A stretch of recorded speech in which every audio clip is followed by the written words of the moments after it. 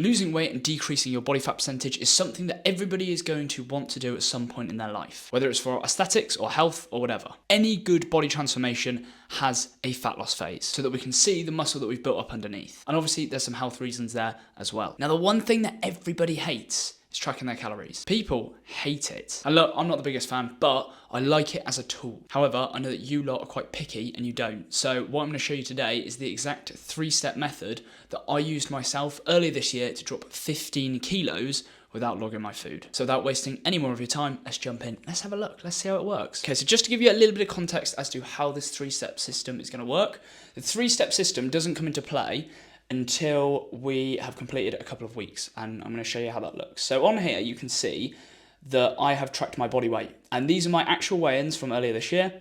I started off at 95 kilos and in the end I was 80, and that was over the course of 17 weeks, so 15 kilos, and this was around my first sticking point. So you can see here I was 91.1 on Monday. That was actually, so I was about 4 kilos down by this point. I found the first 4 kilos pretty easy, and then after that it started to get tough, so I thought I'd record this bit, makes it easier.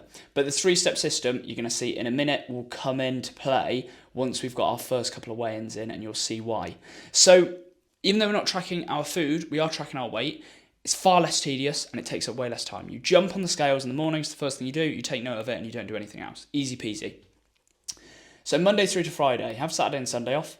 So you can see here I was 91.1 on Monday, 91.5 on Tuesday, 90.2 Wednesday, 90.7 on Thursday, and 89.9 on Friday. Fantastic. So these numbers mean absolutely nothing to us individually.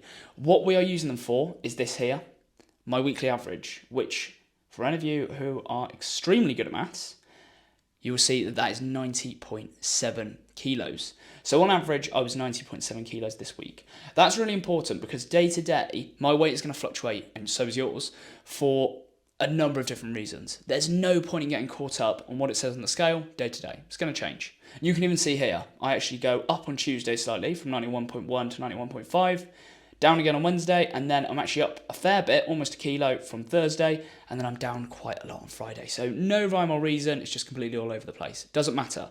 We're doing it for the average. We're just collecting data. Now there's nothing we can do at this point. It's our setting week. So we come to week 2. What have I got here? I'm 90.1, 90.3, 89.3, 89.5, 89.3. Now if you were to directly compare these numbers to these numbers, it's quite tough to do.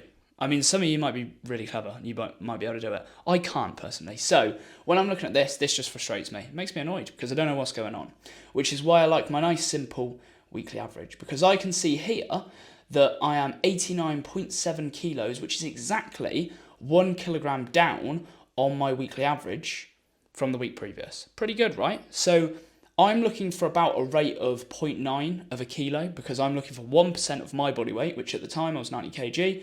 So 1% of my body weight was about a kilogram a week. So I've pretty much smashed that. So I was happy with this. This is fantastic. I don't have to do anything here. I can just continue eating how I'm eating. Okay? That's the beauty of this. We don't need to rely on our calories just yet. Now, we go to week 3. So we can see here from the readings, Monday 89.6, Tuesday 89.6, Wednesday 89.1, Thursday 89.8, and Friday 89.3. Now if you were to just look at these numbers and not really think about it, you'd probably notice that we've got 2 90s up here and no 90s here, so you might think that's really good. However, when we calculate that weekly average, we can see that mine's 89.5, okay? Nowhere near as good as it was the week previous, which means that I am now eating probably closer to maintenance. And it may be that something changed within my diet. It may be that I didn't move quite as much. It may be that I just got to a point where my body weight was slowing down. It just happens naturally. So you can see here I've left a little note. It says be more active. This is where our 3-step formula starts to come in, because we're going to use a 3-step process to determine what goes wrong. Now, something's gone slightly wrong here, and that is that I didn't lose any weight, which isn't a problem, because now I just need to be more active. That is step 1 of the 3-step formula. We trial out being more active. So then I go on to week 4. So Monday, 89, bang on. Tuesday, 89.2. We've got Wednesday here, 89.1. Thursday, 89.3. Friday, 89.1 again, which gave me an average of 89.1. So We're down a little bit more than the previous week, but still not at the rate I'm looking for. Remember, I'm looking for the rate of 0.9 kilograms, or pretty much 1 kilo a week. We can see here I haven't achieved that. 89.1 from 89.5. I'm still down, it's still a win, but I could do better. So now that I've increased my step count, there's no point in just saying, right, I'm going to increase it further. It's probably not going to help that much. Or if it is, it probably will actually, but it's just going to be more of a hindrance on my life. So what I'd rather do is look at something else. Let's reduce our calorie intake. So that's going to come up here, and that will be our next thing. Back to food logs, more accurate food tracking. Now, you're going to hate me because I obviously said you don't have to track your food during the system, and you don't. However, it is a good tool at this point to do it for a couple of days. And I know that's not a tool, but if you can get an idea of how many calories you're consuming, then you can get an idea of how many you need to consume to kickstart this. So you can see from mine here, 89.1. As soon as I had done a few days of logging, I knew roughly how many calories I was eating each day on average. So I just knocked off 100 from that. Knock off 100. And then I know after another 2 days of logging, where I was like, okay, right, I'm roughly 100 under. It was basically just I had to kick out a couple of biscuits or something like that, and it made that 100. It was as easy as that. So then I come to week 5 now, 88.8, 89.0.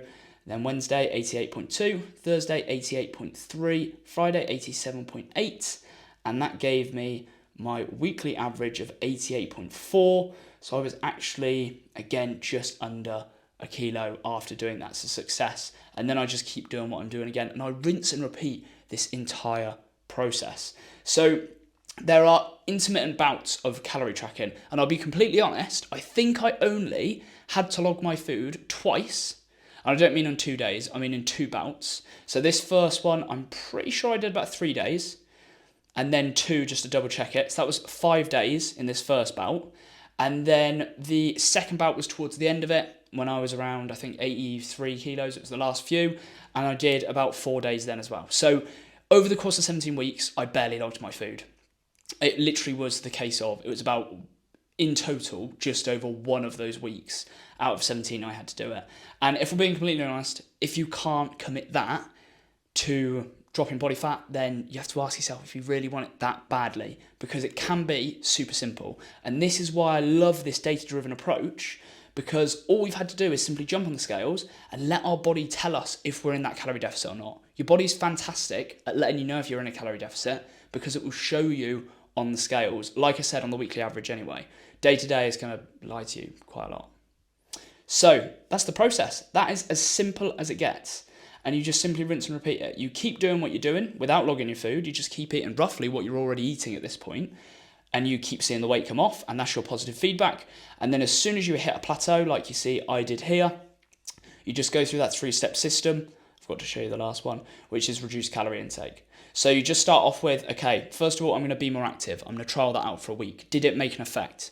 No. Cool. We go on to step 2, which is back to food logs, more accurate food tracking. Can I track better? Or if I'm not tracking at all, can I do a little bit of tracking? Make sure that what I'm eating is roughly the calories that I need. And then after that, if that still doesn't work, then we need to reduce the calorie intake from what you were eating previously. We need to knock 100 off every single day. So guys, that is my super simple data-driven approach to fat loss, to dropping body fat, to losing weight, and you don't have to count your calories. So, I mean, it's a massive win-win. Please let me know if you do give this a try, how you got on, how it worked.